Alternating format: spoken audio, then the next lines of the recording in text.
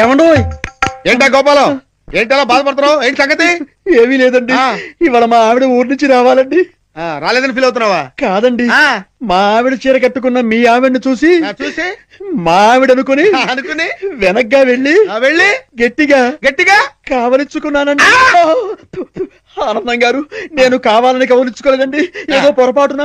Okay okay okay, ఏదో పొరపాటు అయిపోయింది అంటున్నావు కదా, దానికి వదిలేదు. చాలా ఏమే అలా కాదండి, ఏదో చీర చూసి పొరపాటు పడి మీ ఆవిడ్ని కావలించుకున్నానే గాని మీ ఆవిడ్ని కావలించుకోవాలని కల్లో కూడా ఎప్పుడు అనుకోలేదండి. ఒకవేళ అలాంటి కోరికే మనసులో ఉంటే మనసులోనే దాచేసుకుంటాం కానివ్వండి, మీ ఆవిడ్ని కావలించుకునేంత సాహసం చేస్తామా చెప్పండి? ఆనందం గారు, నేను మీ ఆవిడ్ని కావలించుకున్నందుకు కావలించుకున్నాను కావలించుకున్నాను కావలించుకున్నాను 100 సార్లు చెప్తావు, నేను ఎన్నిసార్లు కావలించుకోలేదు? కంపర పుడుతుంది. అంటే నేను మీ ఆవిడ్ని కావలించుకున్నందుకు మీరు ఫీల్ అవుతున్నారు కదూ? నేను ఫీల్ అవటం లేదు గోపాలం. ఏం కాదు, మీరు ఫీల్ అవుతున్నారు.